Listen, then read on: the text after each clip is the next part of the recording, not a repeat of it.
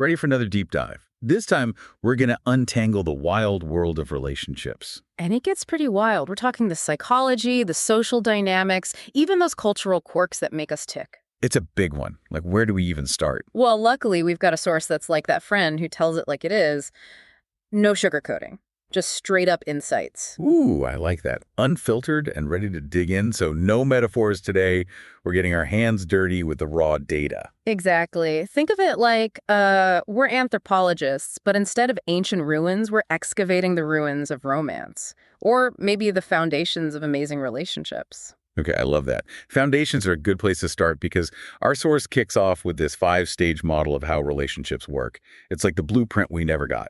It's true. And what's interesting, this model, it doesn't just focus on the happy, lovey-dovey stuff. It covers it all. The highs, the lows, how it begins, how it evolves, and how it sometimes ends. So it's like a relationship roadmap from hello to happily ever after, or maybe see you later. But it all starts with that initial spark, right? Acquaintance, stage 1, seemingly simple, but our source hints at some pretty fascinating gender dynamics at play. Oh, absolutely. You know how it is. Men are from Mars, women are from Venus, right? Well, our source suggests there might be some truth to those old cliches when it comes to how we approach those first encounters. Oh, come on now. You're not going to tell me it's all about men making the first move and women playing hard to get, are you? Not exactly, but there's this idea that men are often more, let's say, direct in their pursuit, while women might be more subtle, relying on those nonverbal cues. It's like a delicate dance, full of unspoken signals and interpretations. A dance where someone keeps stepping on the other's toes, maybe? I mean, I've always been skeptical of those overly simplistic Mars-Venus comparisons. Is there more to it than that? You're right to be skeptical of those generalizations. Everyone's different. But our source backs up those different approaches with some pretty compelling science, suggesting that men's and women's brains are wired differently. Literally, different wiring. Different wiring. Okay, now you've got my attention. Give me the scientific scoop. What's going on in those brains of ours? So get this. Studies have shown that men tend to have a larger amygdala, and that's the part of the brain dealing with emotions like fear and aggression. It could explain why men sometimes react more impulsively, maybe, or physically in certain situations. Interesting. So those different reactions could stem from actual differences in brain structure. I'm starting to see how those initial misunderstandings can pop up. Exactly. It's not always intentional, just different operating systems, But regardless of how our brains are wired, one thing remains universal. Communication is key. Amen to that. But even something as seemingly straightforward as communication can be a minefield. Thankfully, our source dives into this with a model from communication expert Karen Reynolds, breaking it down into these distinct elements. Yes, Karen Reynolds' transmission model. It's surprisingly insightful, especially in the context of relationships. So picture this. You've got a thought, right? A feeling you want to share. That's your information source. Okay, got it. I'm the information source. So how do I get this thought from my brain to my partners? I'm guessing it's not telepathy, although that would be way easier. Telepathy would solve a lot of problems, wouldn't it? But for now, we're stuck with encoding. We take that thought, that feeling, and we encode it into words, tone of voice, body language, all those subtle signals. So it's not just about what I say, it's about how I say it, my body language, even my tone of voice. I'm sending my message, but what happens on the receiving end? Well, your partner, they're busy decoding, trying to interpret your message. And just like a bad phone connection can garble things up, communication can get messy. There's noise stress from work, cultural differences, past experiences. All these things can interfere with how a message is received. It's like we're always sending and receiving on different frequencies. No wonder misunderstandings happen. And we haven't even touched on nonverbal communication. And that's a whole other layer of complexity, right? Because those nonverbal cues, they can speak volumes, sometimes even louder than our words. So how do we make sense of all these layers? Is it even possible to get on the same page when it comes to communication in relationships? Well, it's definitely a journey. And part of that journey involves understanding those fundamental differences between men and women, especially in how we communicate those unspoken cues. Okay, so back to those Mars-Venus differences. We've covered brain structure, but what about those nonverbal cues you mentioned? How do they differ between genders? Well, there's some research suggesting women might be more attuned to reading those subtle cues, those facial expressions and emotional nuances, whereas men, they might lean towards more direct communication, maybe missing those subtle hints along the way. So ladies, if he seems clueless about your subtle hints, he might not be intentionally ignoring you, just wired differently. And guys, if she says she's fine, but her tone says otherwise, don't take her at her word. Pay attention to those nonverbal cues. Okay, so we've covered those first encounters, a little neuroscience, and the communication maze. What's next in this deep dive into relationships? Well, before we move on to building a relationship, we need to talk about the foundation on which those connections are built, our childhood experiences. You see, those early bonds we form, they have a profound impact on how we approach intimacy, communication, and even conflict as adults. It's like, imagine building a house, right? You need that solid foundation to support everything else. And when we're talking relationships, that foundation, that's our childhood, those early experiences that shape who we become. So you're saying those early bonds, especially with our parents or caregivers, they're like the blueprints for how we navigate love and connection later in life. Exactly. Our source dives into this thing called attachment theory, which says those early experiences with our caregivers, they actually shape our attachment styles. Like if you had a secure attachment as a kid, your caregivers were consistently loving and responsive, you're more likely to feel secure and trusting in your adult relationships. It makes sense.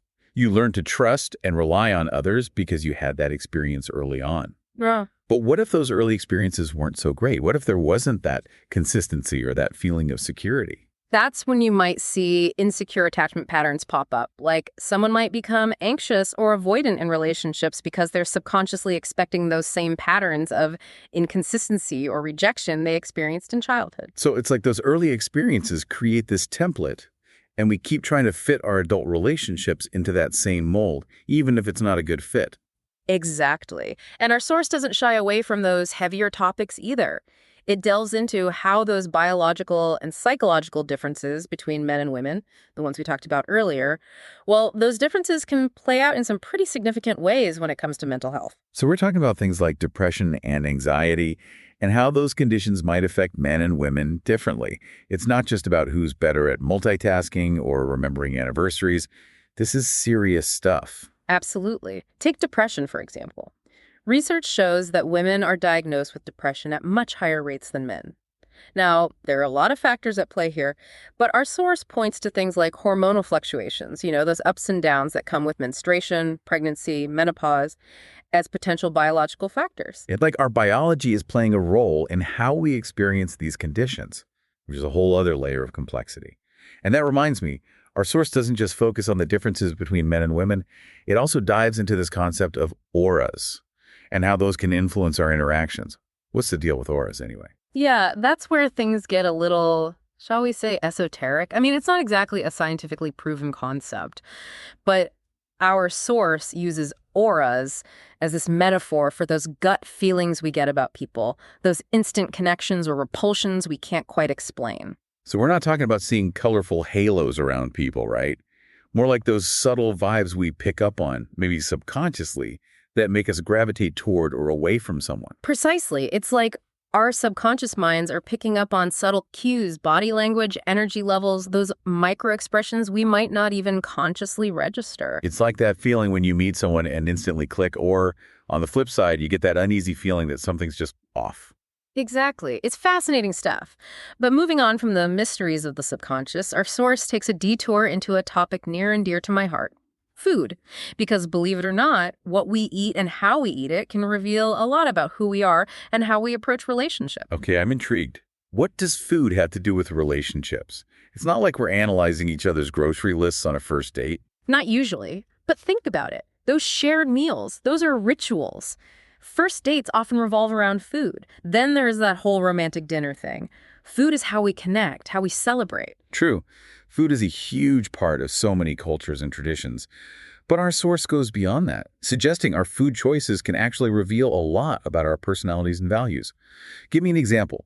How can my love of spicy food be analyzed by a relationship expert? Well, think about it. Someone who loves spicy food might be adventurous, willing to push boundaries. Maybe they're even a bit impulsive. Someone who meticulously reads every ingredient label, on the other hand, might be more cautious, detail-oriented, maybe even a little controlling. Fascinating. So our approach to food is like a window into our personalities, which can, in turn, influence our dynamics and relationships. Exactly. And speaking of dynamics, let's not forget about that other essential ingredient in many relationships: intimacy. All right, let's talk about sex. It's refreshing, actually, to have a source that just goes there. No tiptoeing around it. Right.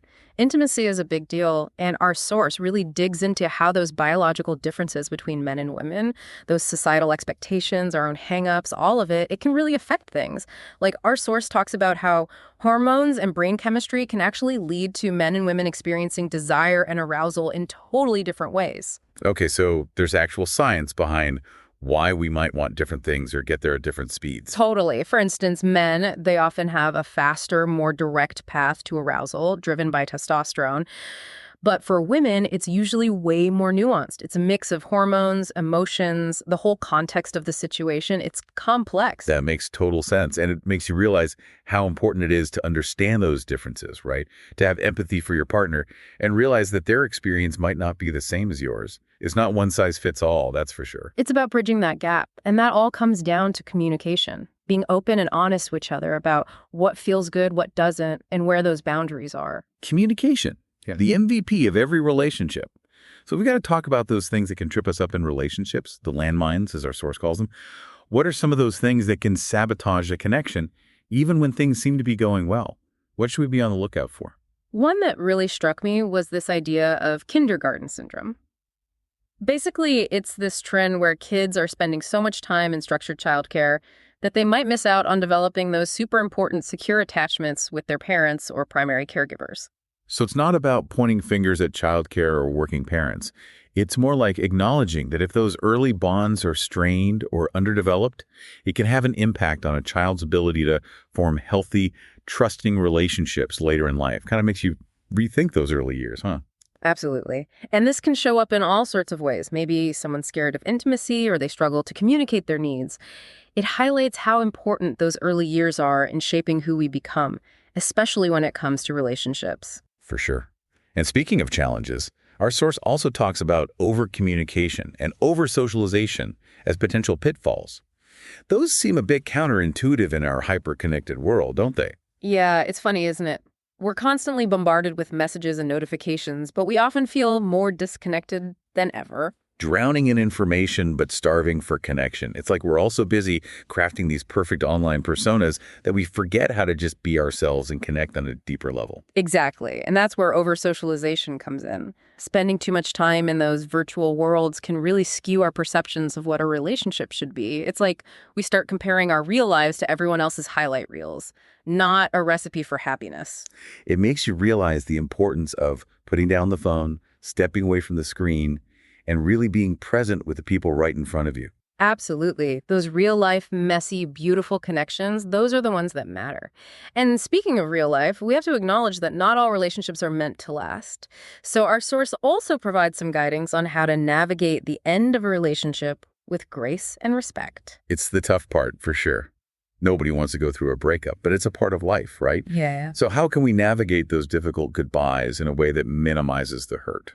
The key takeaways I got were honesty, clarity, and compassion, choosing the right time and place to have that conversation, being direct and truthful, but still trying to minimize unnecessary pain, and giving each other space to process those big emotions. Sometimes the kindest thing we can do is to let go.